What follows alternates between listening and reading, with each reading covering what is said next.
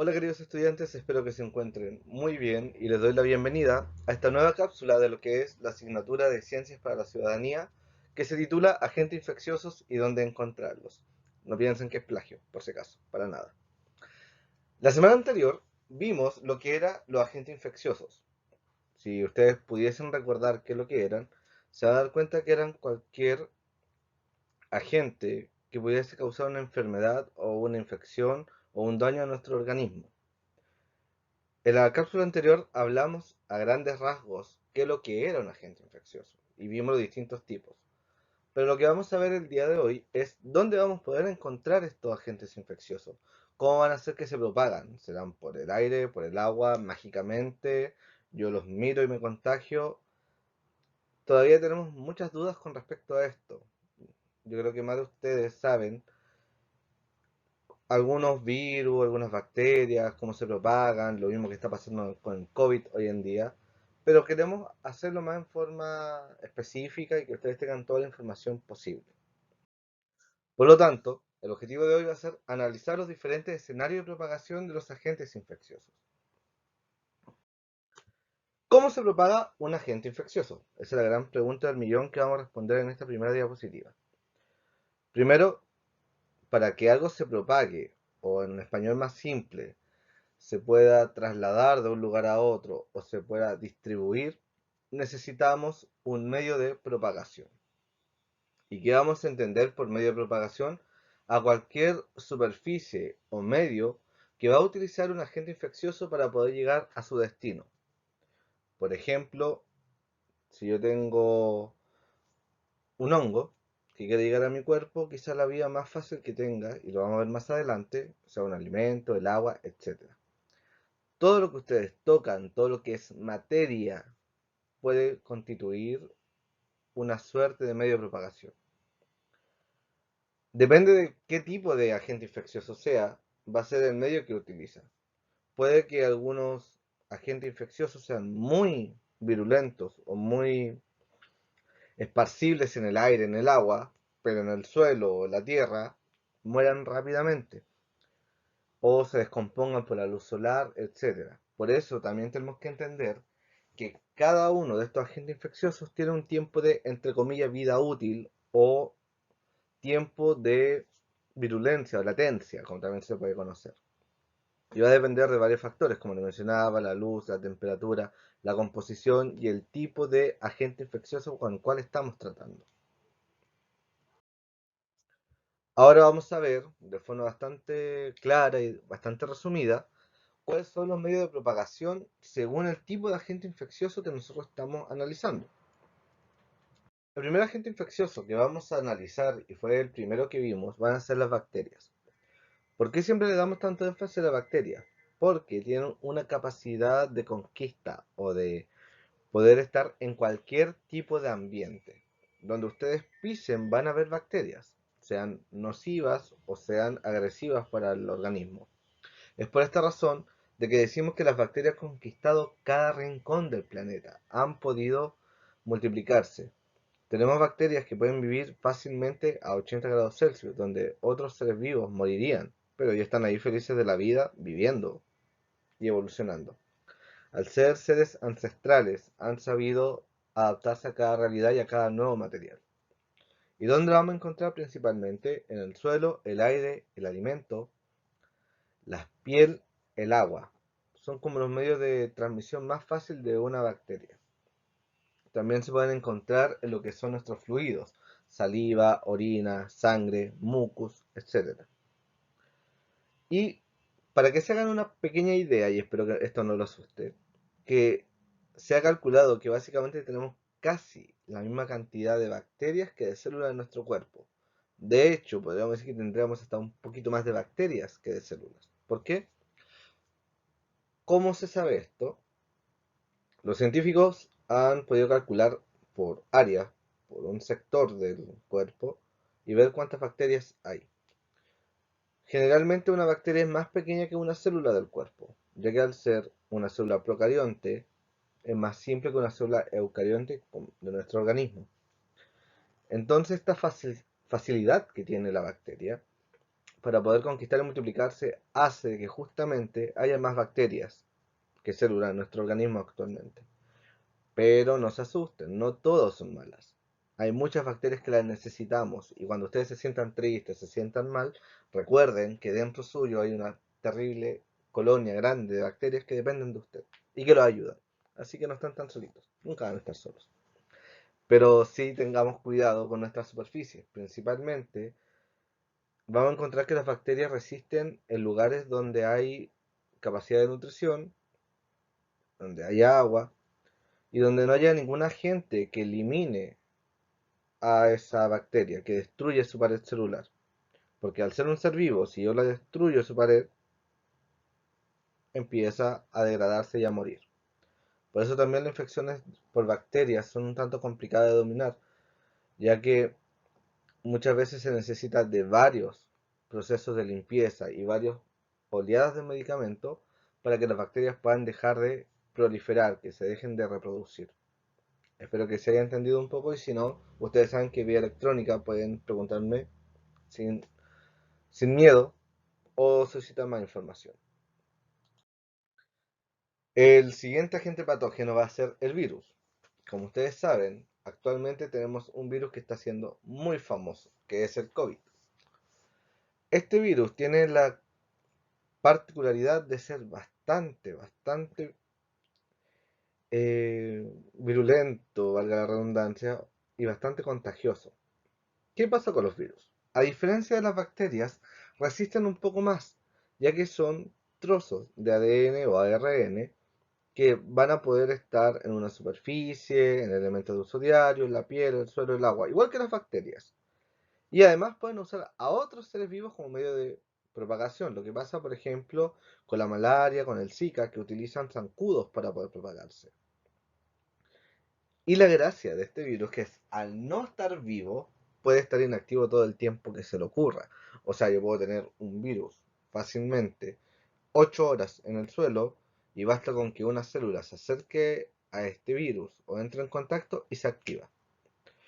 Por lo tanto, el virus puede resistir un poco más que las bacterias en algunas superficies. Y generalmente el tratamiento para ellos es dejarlos pasar, cortar su ciclo de reproducción que no pueden entrar a las células y solitos los virus se van disminuyendo. Aparte del contacto de piel, de agua, de suelo, tenemos que entender de que hay ciertos virus que se aprovechan de algunas secreciones y se pueden transmitir a través de esto y en las relaciones sexuales puede haber contagios por virus. Lo que pasa con el virus del papiloma, con el virus del VIH, que al estar presente en el semen, en las mucosas vaginales o en la misma sangre que se produce por los micro desgarros, van a ser un medio de propagación, perdón. Van a ser un medio por el cual el virus se va a trasladar y se va a poder infectar al otro organismo. Por eso tenemos que tener mucho cuidado en todo sentido cuando manejamos fluidos o manejamos insectos o picaduras porque probablemente puedan llevar algún agente patógeno como un virus. Los priones. Habíamos hablado de ellos en la clase anterior y vimos que eran un tanto difícil de imaginar que lo que era un prión. Habíamos dicho que afectaban principalmente el sistema nervioso. Hasta el día de hoy, para los científicos, los priones son una espina en el zapato. ¿Por qué? Porque se propagan de forma misteriosa, o sea, una vez que se presenta el prión, ya, podemos identificar cómo se va a multiplicar dentro del organismo, cómo va a generar otros priones. Pero realmente no vamos a saber de dónde apareció el primer prión. Probablemente sea a través de haber consumido un tejido contaminado. Por ejemplo, hace unos 15, 20 años atrás, sí, mucho tiempo atrás, apareció una enfermedad que se llamaba el mal de las vacas locas, donde se descubrió que algunos priones afectaban al cerebro de las vacas de tal manera que producían un estado de locura y de euforia, donde la vaca, que es un animal súper tranquilito, súper mansito, se volvía agresivo incluso hasta caníbal. Se descubrió de que el alimento que le daban a esas vacas estaban hechas con otras vacas. O sea, se moría un ternero, Le sacaban toda la carne y los cartílagos, los huesos los molían y lo hacían alimentos para las otras vacas. ¿Qué provocó esto?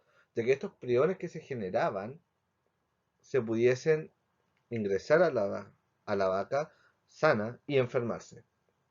Por eso los priones son tan complicados de analizar, porque al no tener ADN, al no ser ni virus ni bacterias, son fragmentos de proteínas que pueden descontrolarse en cualquier momento. Así que creo que ese va a ser el gran trabajo de los científicos en los siguientes años, cómo prevenir primero la formación de priones y evitar la propagación de estos priones. Así que como medio de propagación vamos a dejar principalmente los tejidos contaminados y los que se forman dentro del mismo cuerpo. Ahora los hongos. Los hongos tienen la particularidad de que se reproducen por esporas. Ya habíamos hablado anteriormente que lo que eran las esporas, pero lo vamos a volver a retomar.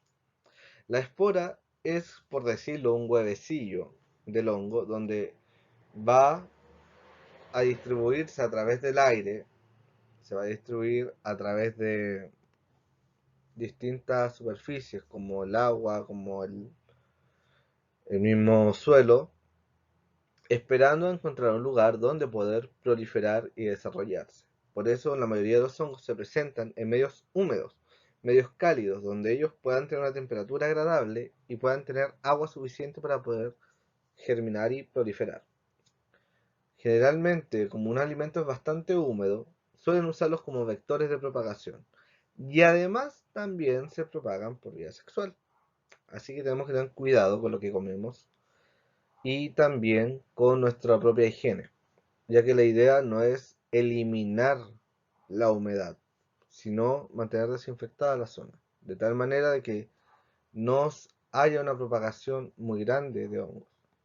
Generalmente los hongos, si se tratan a tiempo, no son tan complicados, pero si yo los dejo pasar en el tiempo, van a causar un daño y van a generar más esporas y van a generar más contagio. Es lo que hace la metáfora de la manzana podrida con el resto de las manzanas. Las manzanas podridas por lo general se infectan con hongos y esos hongos liberan esporas. Si está muy cerca de la otra manzana, va a caer en la otra manzana y va a hacer un efecto de pudrición, de putrefacción en esa manzana. Por lo tanto, cuando yo puedo controlar y aislar el hongo y evitar que libere esporas, yo le corto el medio de propagación. Así que básicamente así se transmiten los hongos. Ahora los protozoos. Como son seres vivos, como son células, tienen la capacidad principalmente de poder infectar a otros seres vivos y alimentos. También lo vamos a encontrar en charcas de agua estancada y principalmente aquellas que no tienen ningún tipo de tratamiento. Por ejemplo, cuando ustedes van a la playa y ven una pocita, se van a dar cuenta de que el agua es media verdosa y no tiene tantas algas ni tampoco tiene tantos moluscos. Es probable que ahí hayan muchos protozoos, ya que estos protozoos no pueden existir en otros lados más secos o donde no tengan agua, donde no tengan alimento. Por lo tanto, se van a concentrar y se van a multiplicar en ese mismo lugar. Sin embargo, cuando esa poza se conecta con el mar nuevamente, se limpia el agua automáticamente porque la concentración de protozoos baja, porque ya no tiene las condiciones específicas para sobrevivir. Y también dentro del cuerpo pasa exactamente lo mismo. Si no tienen condiciones de pH, de humedad necesaria, los protozoos no proliferan. Por eso es importante que si tienen piscinas o tienen algún lado con agua estancada, lo vayan desinfectando constantemente para evitar la formación de estos protozoos. Ahora los helmintos principalmente van a usar vectores. No es que ustedes vayan a ver un huevecillo de un helminto y lo tocan y se contagian. Principalmente se van a contagiar a través ya sea de picaduras, a través de alimentos contaminados, a través de la ingesta directa del huevecillo al cuerpo.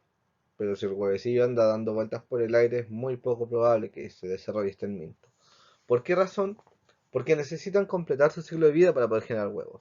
Si no hay un helminto maduro, no genera huevos. Si no genera huevos, no hay futuras generaciones.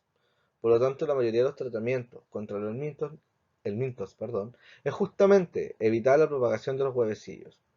Lamentablemente, los huevecillos pueden durar días o semanas activos.